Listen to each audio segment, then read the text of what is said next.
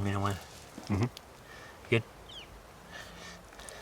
You just keep cutting through and taking it off, and then you'll see we've got it's windy, it's dusty, it's dry. We've got, you know, juniper twigs on it. We've got hair on it. This is all going to get washed. I mean, just if you're doing the processing yourself, just wash it thoroughly. If you take it to a meat processor, they're going to wash it. So don't worry. I mean, keep it as clean as possible, but don't freak out thinking that you're ruining stuff. It'll get washed.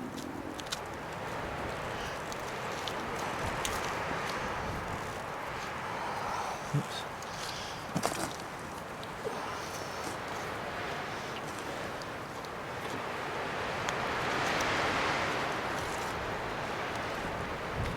And you're going to have bony projections off of his neck bone there. You just got to keep in mind that you're going to have to go around. Like that one right there.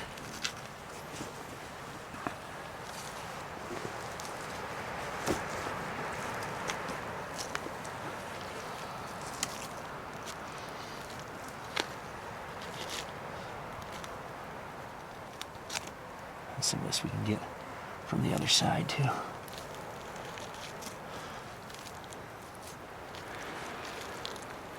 And you'll feel, I mean, you can't feel it obviously, but with the thickness of the hide on the neck and the thickness of the meat that is around the neck, this is the part that will end up spoiling on a lot of people because they don't get the hide off of the neck meat fast enough.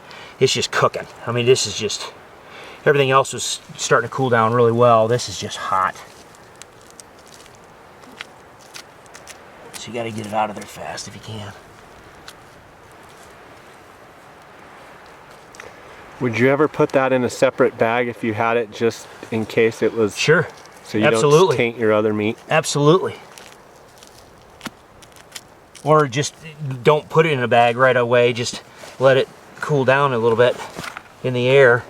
Get that initial big time heat off of it. And then drop it in the bag.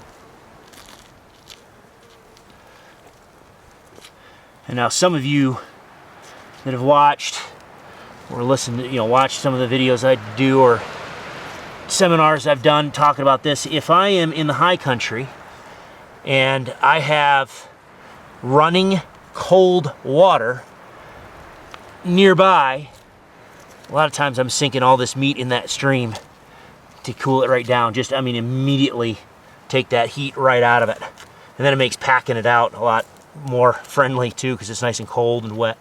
Gets a lot of the blood out. But obviously when we are in the pinyon junipers of Arizona, we don't have a cold running stream. we barely have a cold we barely have a cold drinks in the cooler. Alright, we're getting close.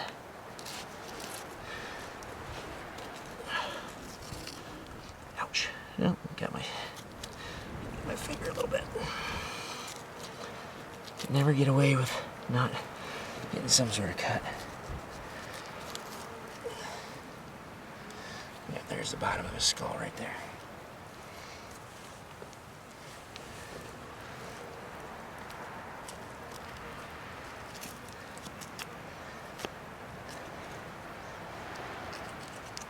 And even though I got myself just a little bit there, I will tell you right now, if you have a sharp knife, you are going to be a heck of a lot safer than if you have a dull knife, because you're going to be pushing and pulling and pushing and pulling. And our skin is so paper thin, it'll lay you open even though it won't cut anything on the yolk. So just be careful. But if you have a sharp knife, it'll be a lot better.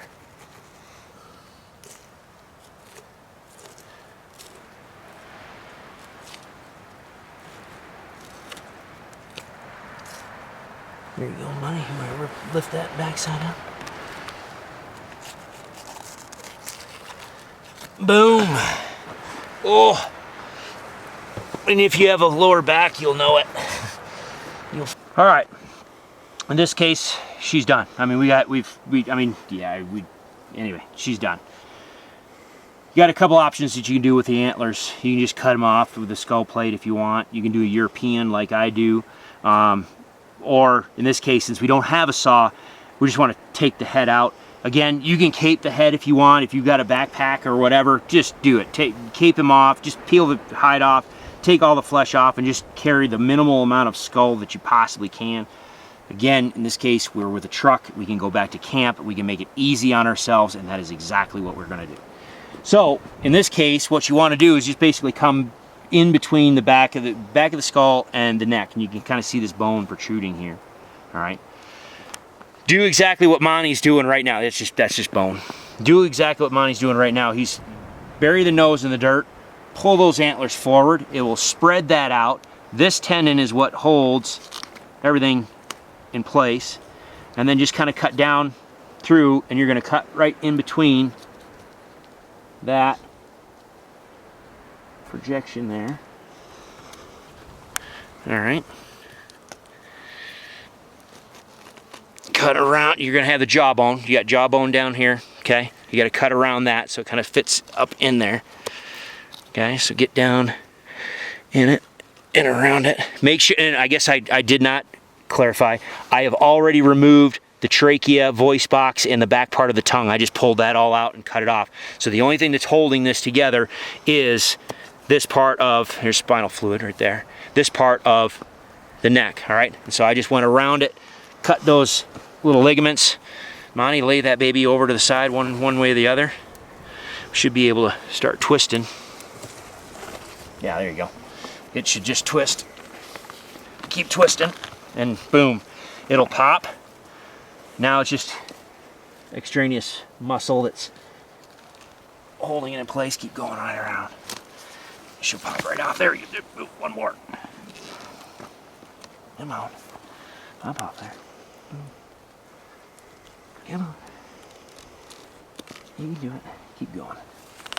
There she is. Done. Pops right off. You can see the ball and socket. Or actually, I don't know if it's a ball and socket, but you can see the joint. So you just cut right around that baby, and it'll just pop off as easy as you please. You don't have to cut anything or with a knife or with a saw or anything, but done. So